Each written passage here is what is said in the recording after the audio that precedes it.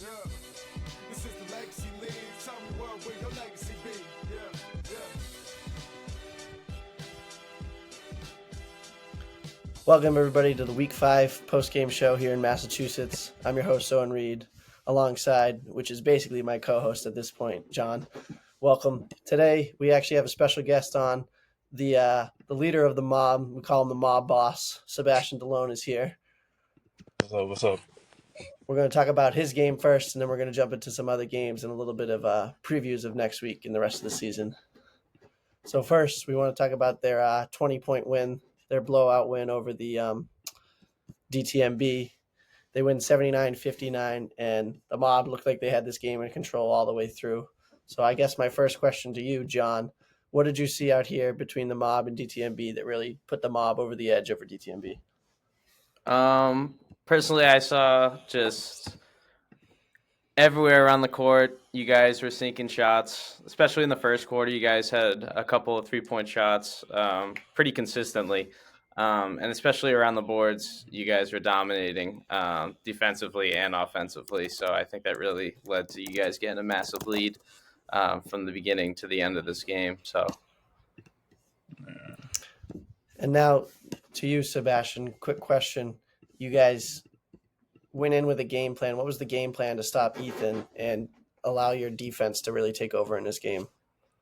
Really just not letting him, pretty much just not letting him score as much as like he's been scoring in like the past games, because we've been seeing he's been getting high numbers, so we just really wanted to we wanted to keep him at least under like 25, around there.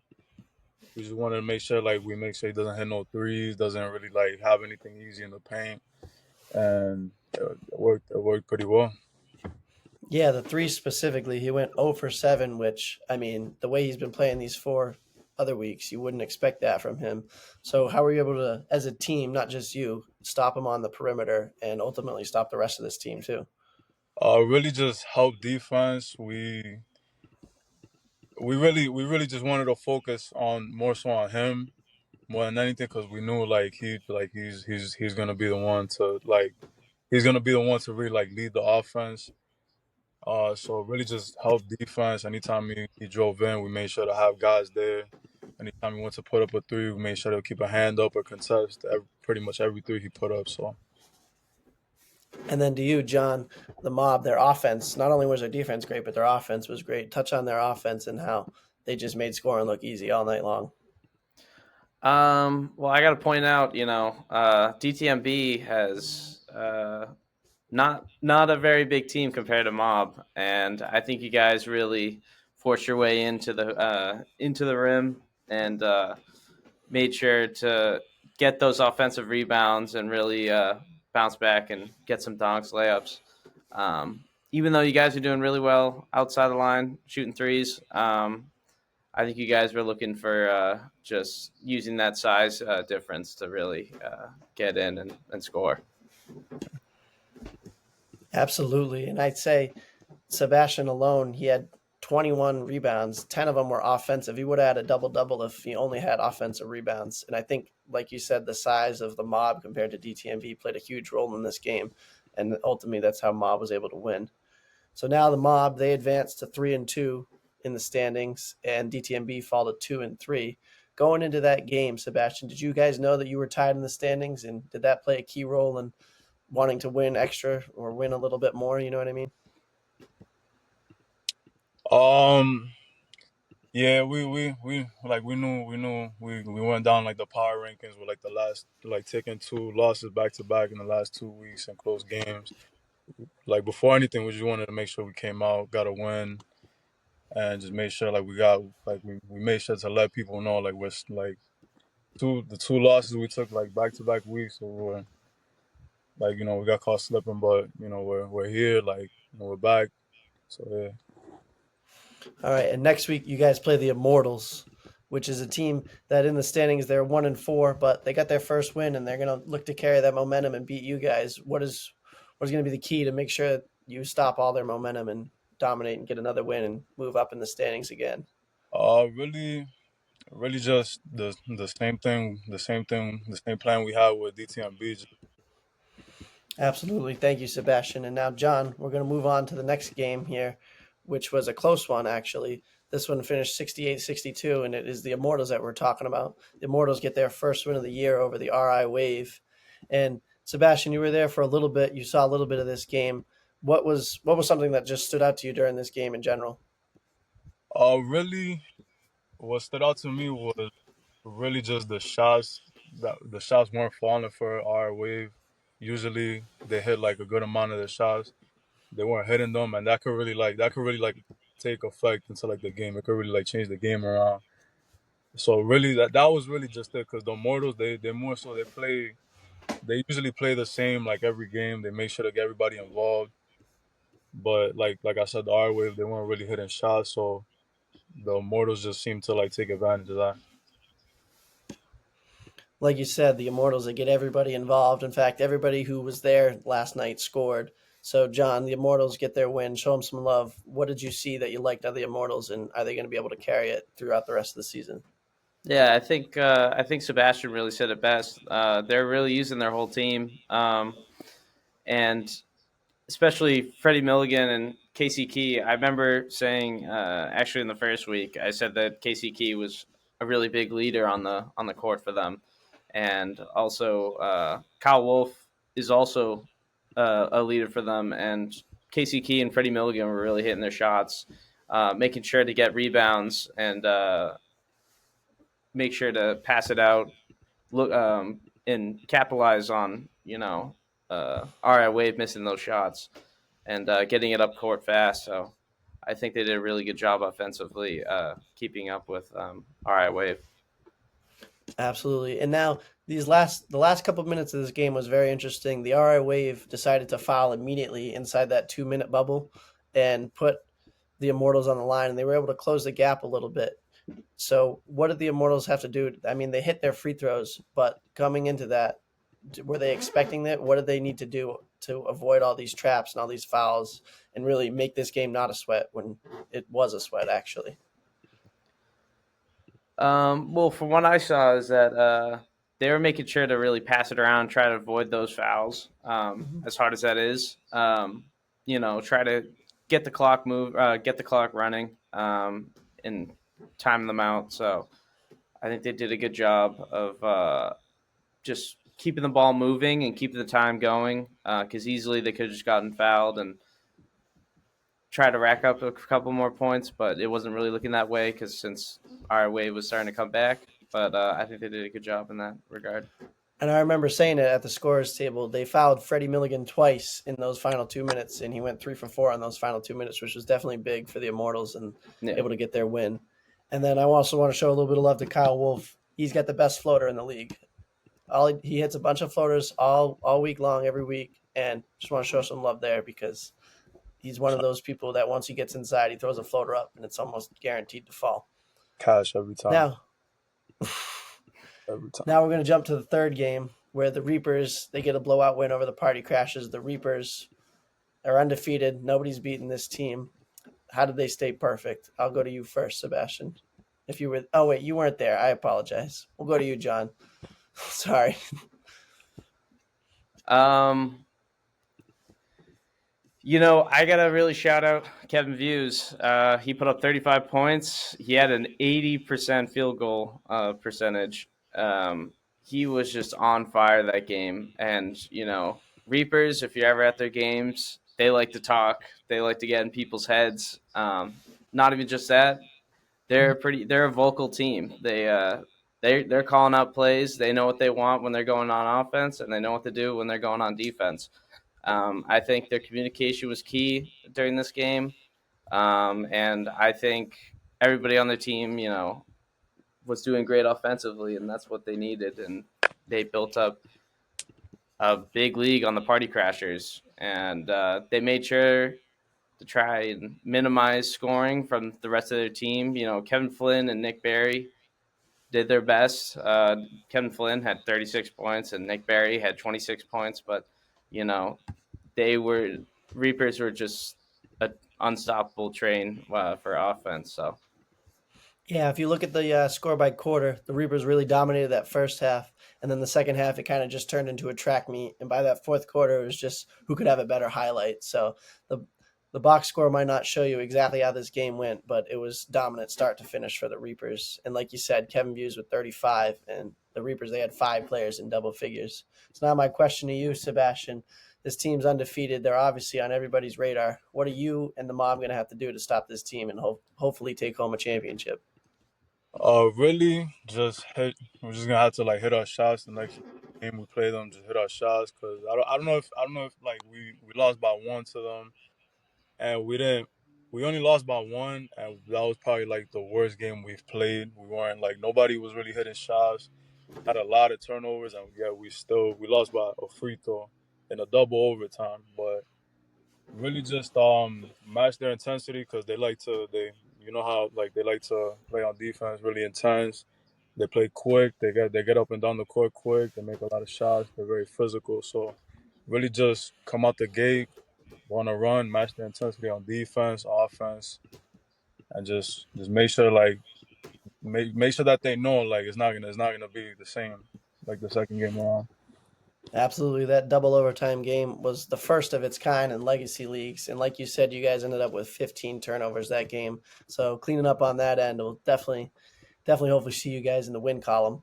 And now that we've gone through all 3 games, we're going to look ahead to next week. We already looked ahead, Mob versus Immortals. I think Sebastian is probably going to say that the Mob is going to win. So John, you agree with him here, or you want to take this in a different direction? No, I gotta agree. I gotta give it to Mom, but I think it's gonna be a tough game. Mortals got a new face on. They're playing well, so I think I wouldn't rest too easy on Mob, but I think it's gonna be a good game. But I'll give the edge to Mob on that game. All right, and then the second game is the Reapers versus the RI Wave, which both teams are ahead of the Mob in the standings. So, the battle of the two teams at the top. Obviously, if you were Sebastian, you would want both teams to lose, but that's not going to happen. So, who do you think's winning this game, and why, Sebastian? That game that I think is gonna be a good game, but I'm gonna have to go with the Reapers. I'm gonna have to go with the Reapers. They just every game once they start going on like a little run, they know how to like capitalize off it. They they keep the energy on 100 like throughout the whole game on defense and offense. It's gonna be a good game. I think it's gonna be a close game, but I'm a Absolutely. I would say if this game goes into double overtime, I wouldn't be shocked. Another double overtime thriller would be great for all the fans and all the people watching. But, John, what about you? Who do you have winning this game? You know what? I'm gonna win some brownie points with Joey and give it an all right wave. I think it's gonna be a very close game. This is two teams, Reapers. They're on fire right now. Everyone on the team's doing great. Our wave. I mean, last game had a tough time hitting, landing their shots, but I think after this loss to the Immortals, they're gonna come back with a fury. So I think it's gonna be a great game. But I'm gonna have to give it a all right wave. Absolutely. This is totally going to be a great game. You got your brownie points in, but if I was a betting man, I'd bet the team that hasn't lost. So I'm going to go with the Reapers on this one. But like you guys both said, this is probably going to be the game of the week, and it might even be the game of the season. That's how good both these teams are. yeah. And the implications this game is going to have on playoffs, depending on who wins, who loses, and what the mob does, is going to play a huge role in the rest of the season and how it all shapes out. And then the last game, we got DTMB versus Party Crashers. We want to touch on that one. Me personally, I think DTMB, they get a bounce back win. I think Ethan Austin really steps up again after struggling week 5. I think he comes out in week 6, plays great, and DTMB wins. But I don't want to count out the Party Crashers because if they get hot from beyond the arc, they're a dangerous team. So I think this game will be close as well, but I got DTMB. What about you, John? Um, this is a tough one for me to call. But I'm gonna have to give it to DTMB. I think offensively, this is this last game was their worst. But we've seen them play. They're a fantastic team, and I'm just gonna have to give it a DTMB. And you, Sebastian, who do you have winning this game? I'm about to go with DTMB too. I think they're definitely gonna want to get a comeback win. Party Crashers kind of have like a little bit of a height advantage over them, but like you guys said, I think Ethan's gonna have like a good game. He's gonna be like a good comeback game. So I'm gonna go with DTMB on this one.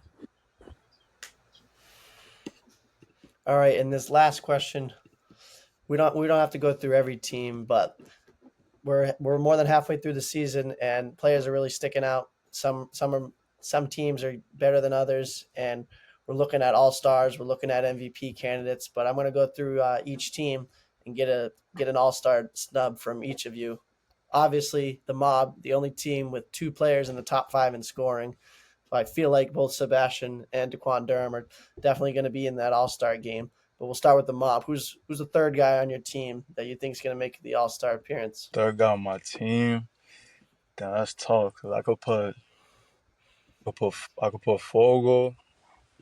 I could put JP, and I could put our other player Misael.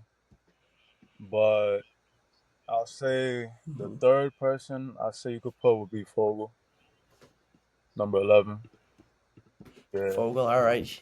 Yeah, he's averaging 9 points and he's averaging 7.5 rebounds. So definitely a good player to pick with he's grabbing rebounds and scoring points. Now we'll jump to a different team.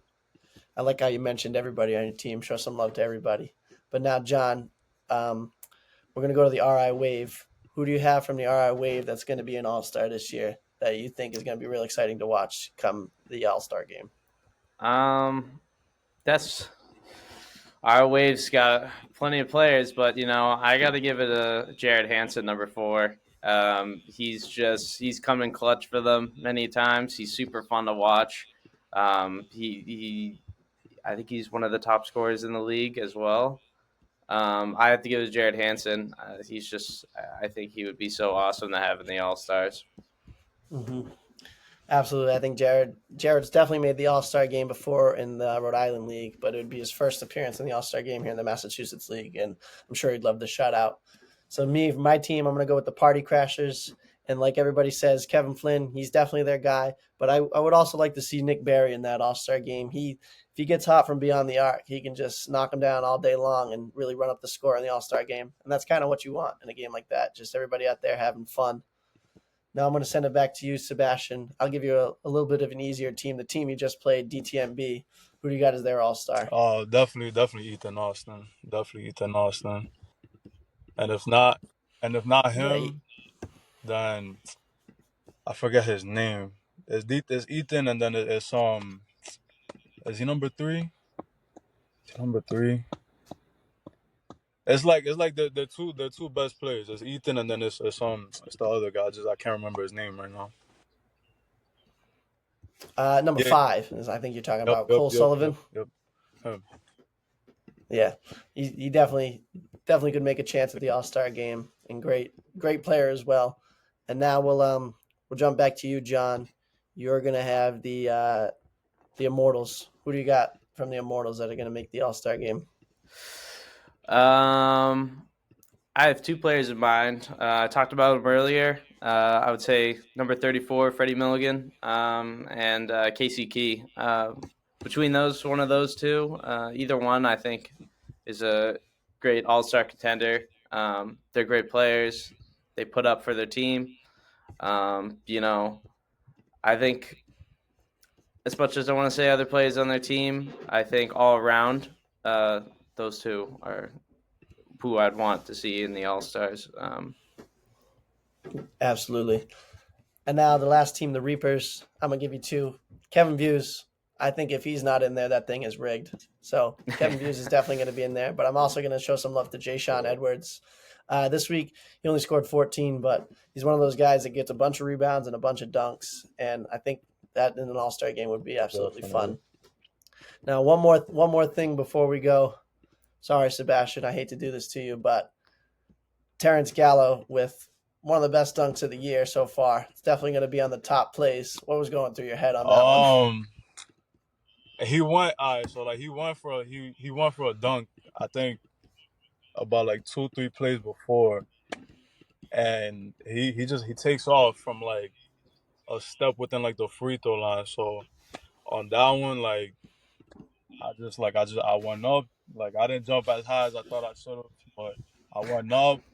Like I go to block, my hand literally like touched the ball. You hear me hit the ball, and like I'm coming down, and he's still like going up in a way, and then he dunks, and I'm like, I know that's about to be on the top plays. I know that's about to be, Yeah. but That was a crazy play, but you guys got the last laugh and you were able to get the win. So thanks for joining us, Sebastian. And for me and John, this is the Massachusetts Post Game Show. Thank you guys for listening. Have a good one.